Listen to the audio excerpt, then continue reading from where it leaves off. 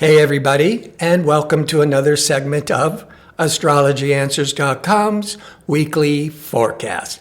My name is Terence. The week begins on Monday, September the 9th, 2024, with the moon in Scorpio. The moon sets the public tone. Scorpio can be very brooding, very private, very passionate, very secretive. Scorpio is one of the most complicated of all the signs. However, it leaves Scorpio, which is more inward, dark, to Sagittarius at 10:26 a.m. Pacific time. Sagittarius is so different. The mood will have a big change because Scorpio tends to be more introverted, more private, more brooding. Sagittarius is very outgoing, adventurous, friendly. There's a lot of restlessness. And as that moon goes into Sagittarius at 10:26 a.m. Pacific time, by noon, around noon, maybe up to 1 p.m. Pacific time, now that Sagittarius moon will be squaring or forming this tension to communication Mercury. The moon tends to be more emotional and subjective, but it's in a hard angle to Mercury, which is more rational. So around noon Pacific time, conversations, you want to be careful with business conversations because your rational thinking could be overly influenced by all your feelings and emotions. Personal relationships, you may not be able to keep grounded and keep focused with trying to really express your feelings because the rational is in conflict with the emotional. But it only lasts for an hour or two.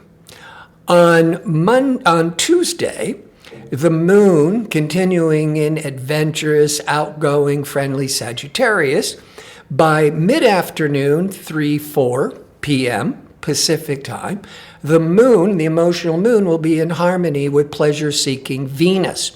The moon to Venus can be a very charming time, very sociable time, good for romance. But Venus is also the planet of creativity. And so you may have these urges and desires to express yourself creatively.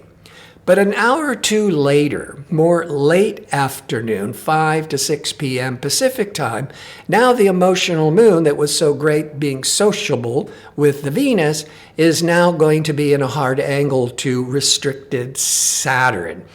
So the afternoon Pacific time starts off really friendly, and then later afternoon you might be hitting a wall and feeling worried, or maybe feeling not good enough with all that, whether it's creative, whether it's social, romantic energies. Maybe an hour or two later you hit a wall where you're judging yourself. Again, this too shall pass. Just be aware of what you're doing at certain times. So on Wednesday, the moon is in Sagittarius for most of the day, but by 7:38 p.m. Pacific time, it shifts into Capricorn. So now we're going to see a big mood shift where the Sag is optimistic, it's outgoing, it's friendly. When it goes into Capricorn, there's for 2.5 days. So there's a sense of, all right, it's time to get organized, get down to business. Let's go try to accomplish our goals. And Mercury, discerning, negotiating Mercury, will be in harmony with assertive, confident Mars.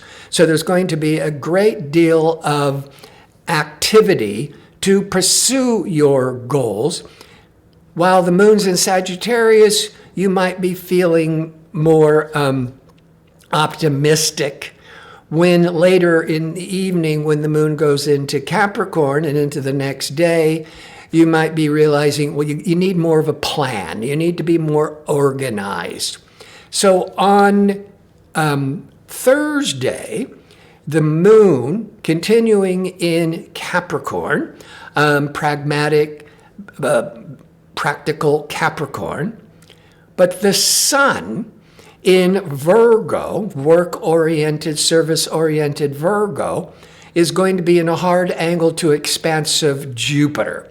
Now, Jupiter is a great benefic planet, and usually Jupiter cannot do too much damage.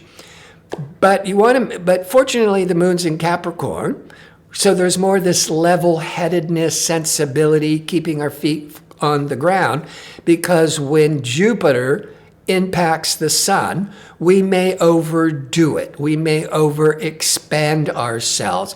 Our expectations may be off the charts. But I don't think it's going to be too much of a problem because the moon is in realistic Capricorn. And on Friday, that moon in Capricorn, an earth sign, will be trining or in harmony with the sun in Virgo, an earth sign. It peaks mid-morning Pacific time. When the moon is in harmony with the sun, it seems that whatever you're doing, the energy just flows more easily. And it's much more favorable for relating to other people. And you're just feeling more uncomfortable with yourself, with your body, especially with relationships. On Saturday, the moon goes into Aquarius. So we're going to see a big shift from Capricorn, which is very conventional, traditional, practical energies, to when we go into Saturday, now the emotional moon is in Aquarius.